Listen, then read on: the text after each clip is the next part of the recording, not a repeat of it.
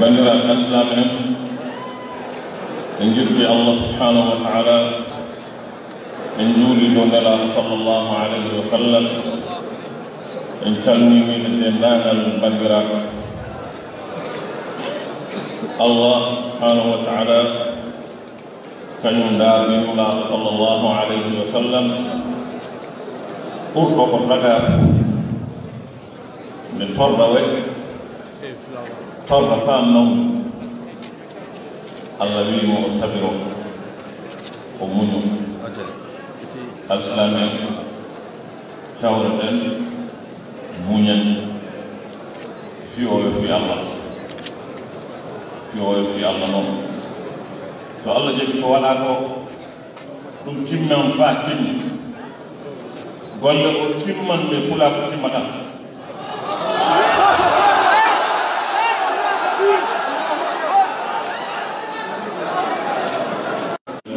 il a dit solennellement lors d'une interpellation que le gouvernement n'est pas responsable.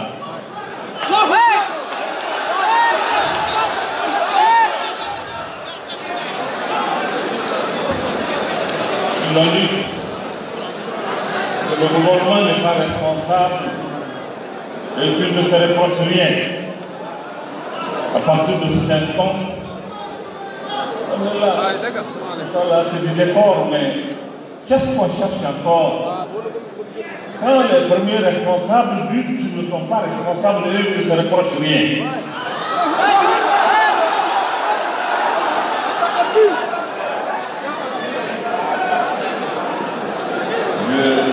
Mon rôle ici, c'est de faire la fatiha,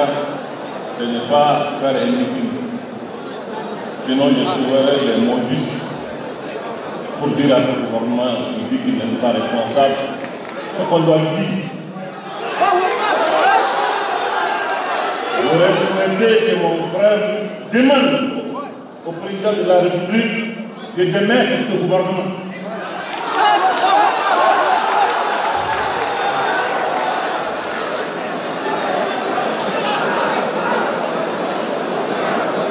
Mais est-ce que c'est moi qui prie pour demander à ce que les gens se calment? Je dois en premier lieu me calmer moi-même. Je dois me calmer et je vous demande de vous calmer. Maintenant, pour une gens qui fait tout ce que nous devons faire pour moi, quand on nous on va à faire nous on va à pour la jamama non diren so pula ko non leydi wala ko ndar sen takal ko Allah ko men daari ko fa watta Allahu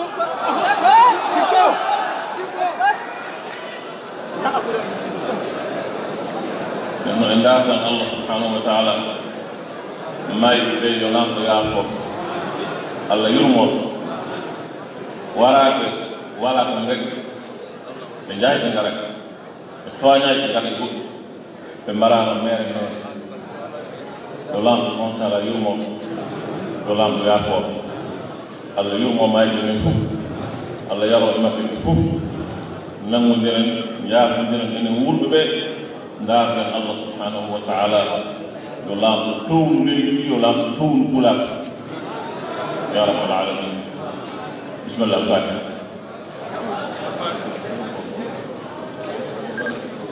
ah oui c'est vrai bon je pensais que c'était pas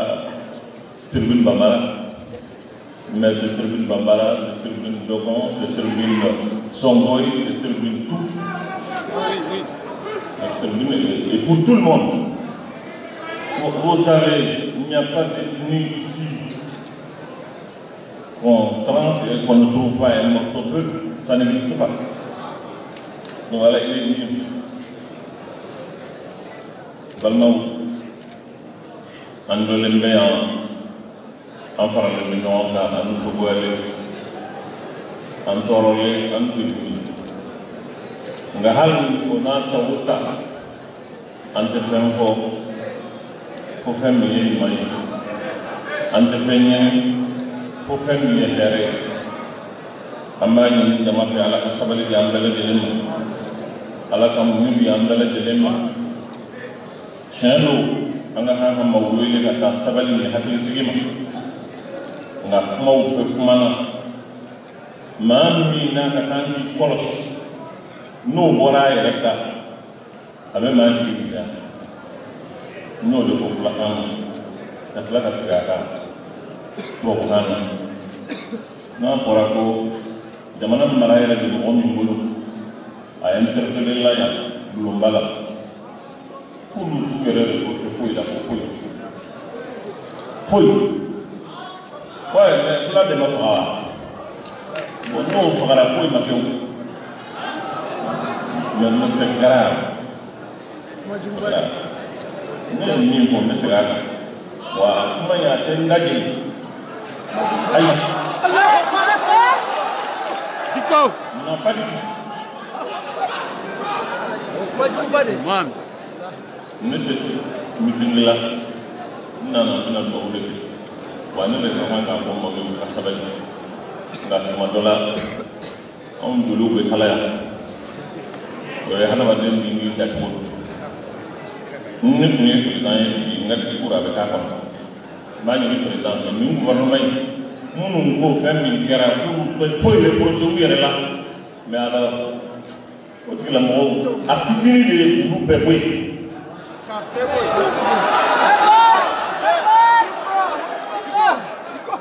Je ne sais pas pourquoi on a jamana président hakili la k'a fɔ ni maa min ye kojugu kɛ ale k'a wuli k'o ye faiblesse de ye mais nin ye ka ɲɛtɔna ni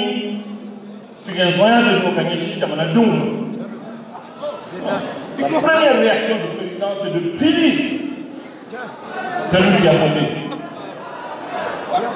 Mais réaction d'ale la ni min kɛra a bɛ sigi a bɛ ka kan mun na o nin kɛra mais minnu y'a kɛ foyi tɛ f'u ye foyi tɛ f'u ma bon ko in kɔni anw bɔra ko minnu na kɛlɛtigɛ man ɲa ma sisan an bɛ dugawu kɛ yarabi ala ka jamana basigi ala ka jamana hɛrɛ caya ala ka lafiya ni hakilisigi di jamana ma ala ka lafiya ni hakilisigi di jamana ma yarabi ala ka jamana kanda ala ka hɛrɛ caya a se bɛ ala ye ni ala sɔnna ni ko ninnu bɛɛ bɛ ban mɔgɔw ma ye kojugu kolokolo kojugu in bɛ taa ni e de ye mais jamana bɛ to a nɔ ni ala sɔnna mɔgɔw ma n'i ye kojugu kolokolo kojugu in bɛ taa ni e de ye wala yahiqu al-makru as-sayyi'u illa bi ahli an bɛ dugawu kɛ ka ɲini ala fɛ sigi ala k'a kɛ hɛrɛ ye n y'a fɔ fulaw ye n b'a fɔ maa wɛrɛ ye parce que anw ka kɛnɛ in tɛ fula kɛnɛ dama ye jamana kɛnɛ de don siya o siya bɛ yan n'i y'a cɛ ci i bɛ taa fula sɔrɔ a kɔnɔ mali siya bɛɛ n'i y'a cɛ ci i bɛ fula sɔrɔ a kɔnɔ kuma kɛnɛ tɛ se ka kɛ fula bolo min tɛ jamana bɛɛ ka kɛnɛ ye nin bɛ min ɲini an fɛ jamana in ka ɲɔgɔn minɛ an ka kɛ kelen ye an ka hakili to ɲɔgɔn na an k'an ka jamana kɔlɔsi maa wɛrɛ tɛ se jamana in kɔlɔsili la ni anw yɛrɛw tɛ ala k'a dɛmɛ minisima tɛ se barakan tɛ se G5 tɛ se maa wɛrɛ tɛ se ala k'a dɛmɛ ko anw de bɛ ɲɔgɔn minɛ ni jamana in bɛ kisi o tuma an bɛɛ lajɛlen an bɛ fara ɲɔgɔn kan ka ŋaniya siri ka fatiha kalan ka ɲini ala fɛ ala k'a kɛ hinɛ ye maa minnu fatura ala ka hinɛ u la minnu n'u fagara u m'a min u m'a kan ala ka fagali k'u mɛn alijana sababu ye jamana ala k'a basigi ala k'a hɛrɛ caya ya rabbal alamin أعوذ بالله من الشيطان الرجيم بسم الله الرحمن الرحيم الحمد لله رب العالمين الرحمن الرحيم مالك يوم الدين إياك نعبد وإياك نستعين اهدنا الصراط المستقيم صراط الذين أنعمت عليهم غير المغضوب عليهم ولا الضالين ربنا آتنا في الدنيا حسنة وفي الآخرة حسنة وقنا عذاب النار. اللهم ربنا تقبل منا إنك أنت السميع العليم وتب علينا إنك أنت التواب الرحيم. اللهم ارفع عنا الوباء والوباء اللهم ارفع عنا الوباء والويل يا رب العالمين. اللهم ارفع عنا الوباء والويل يا رب العالمين. اللهم احسن عاقبتنا في الامور كلها واجرنا من خزي الدنيا وعذاب الاخره. اللهم احفظنا من بين ايدينا ومن خلفنا وعن ايماننا وعن شمائلنا ومن فوقنا ومن تحتنا. اللهم كن لنا ولا تكن علينا واثرنا ولا تؤثر علينا. اللهم ارحمنا ولا تعذبنا. اللهم ارحمنا ولا تعذبنا. اللهم ارحم بلدنا وسائر بلاد المسلمين وارفع عنا البلاء والوباء يا رب العالمين. اللهم ارفع عنا البلاء والوباء يا رب العالمين. اللهم لا تنزل علينا سخطك وغضبك يا رب العالمين. وارحم موتى المسلمين الذين شهدوا لك بالوحدانية ولنبيك بالرسالة وماتوا على ذلك. وارحمنا اللهم إذا صرنا إلى ما أصاروا إليه برحمتك يا أرحم الراحمين. إن الله وملائكته يصلون على النبي يا أيها الذين آمنوا صلوا عليه وسلموا تسليما. سبحان ربك رب العزة عما يصفون وسلام على المرسلين والحمد لله رب العالمين. السلام عليكم ورحمة الله.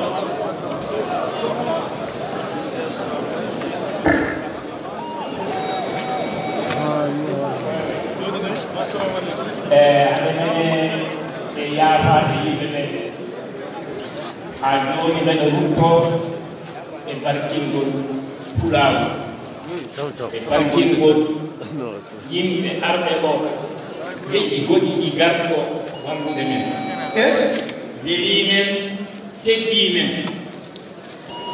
En mbaɗi hannde meeting so Allah jaɓi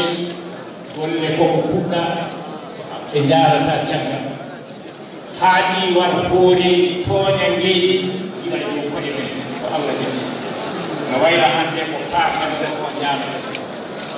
ko yeeso fayi. Eɗen calmina mawɓe men arɓe ɗo mawɓe parti eɗen calmina mbeɗe ñaagi mon se ƴatti woto baasi wat woto hare wat woto duko wat. An balima an b'a yira aw la k'a fɔ ko nin y'a bantɔla ye ni Mamudu Diko ka intervention ye nin y'a bantɔla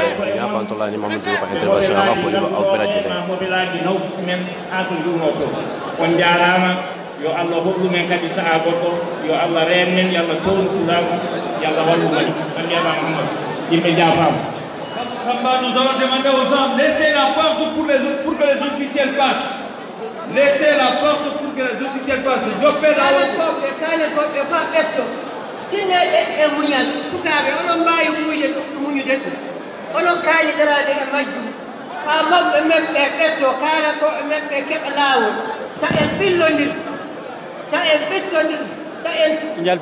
en toñodir. min jowdi yimɓe men tabital Fulaago warɓe ƴimɓe e paale ɗe fof Seguna jeeya hen Sigaso na jeeya hen Kayi na jeeya hen Kulikoro na jeeya hen e Adama Diatta e sebde ngaji meɗen Mopti na jeeya hen on fuu min jetti on homo fuu golle muɗum waɗi ka ko waɗi ko haali yettirede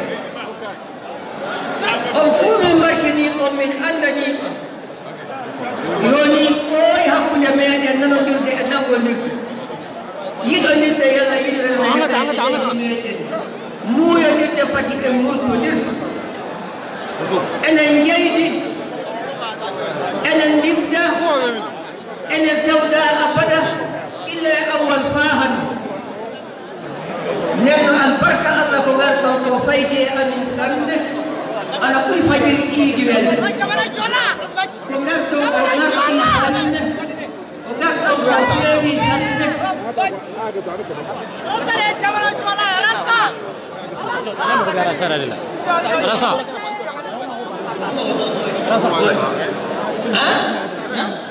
Pardon.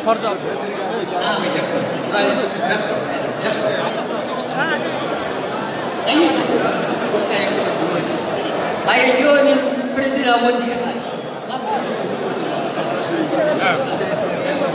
Guro Dia ɓe jaɓanima noon kisa o jaɓanima